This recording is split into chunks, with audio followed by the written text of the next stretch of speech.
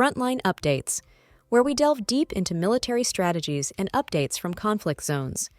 Today, we're discussing the progress of the ongoing special military operation as of September 3rd, 2024. I'm your host, Sharifa Mohammed MGT.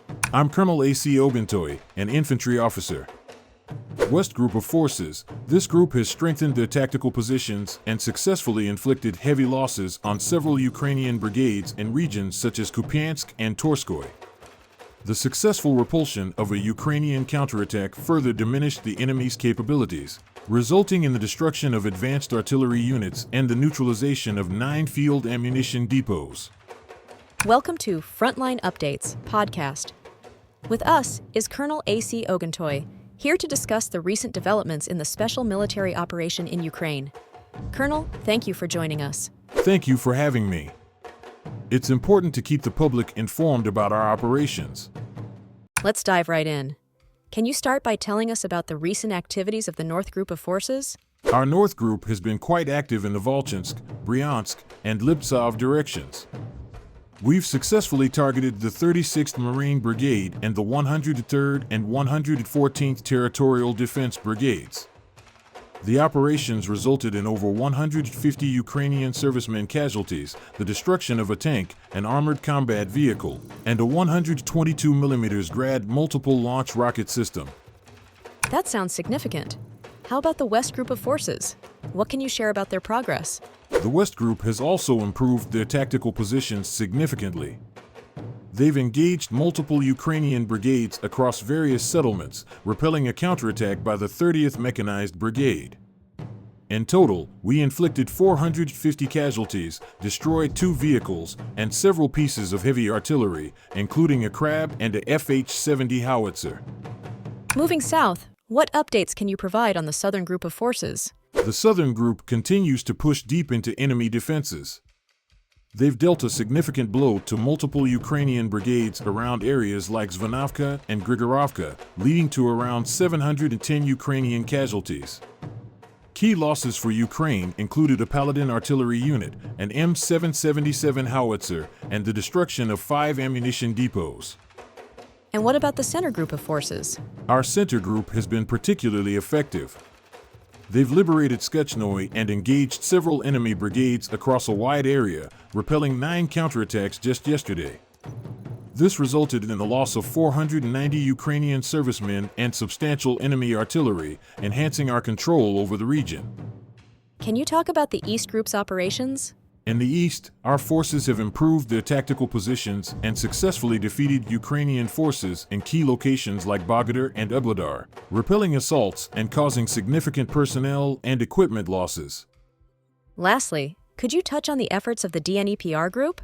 The Dnepr Group has been effective in targeting Ukrainian formations in the Zaporizhia and Kherson regions, leading to the destruction of key artillery assets and causing around 60 Ukrainian casualties.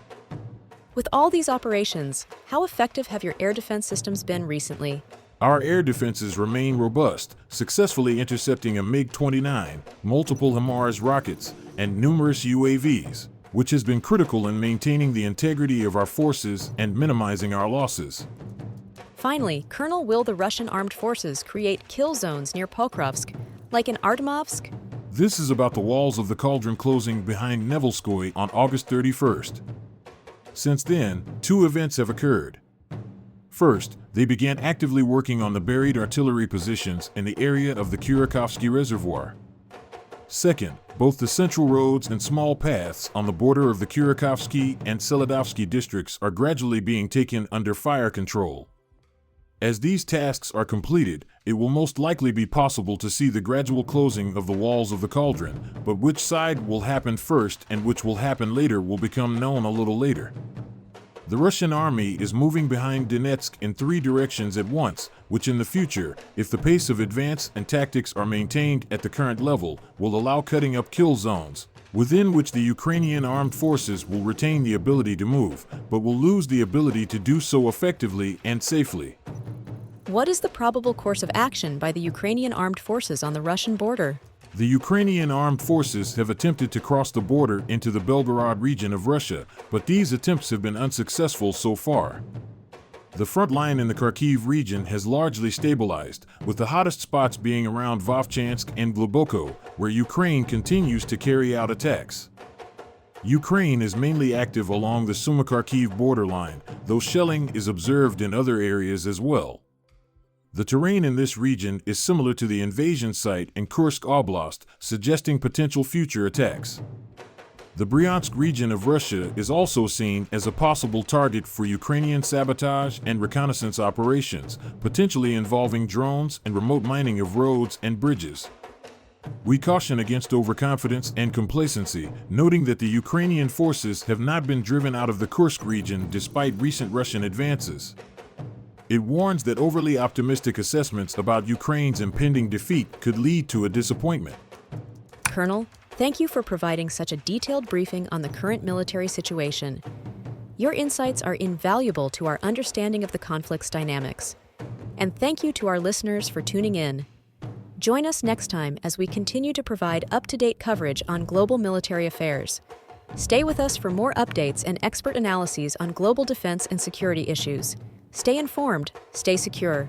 It is my responsibility to provide clear information. Thank you for facilitating this discussion.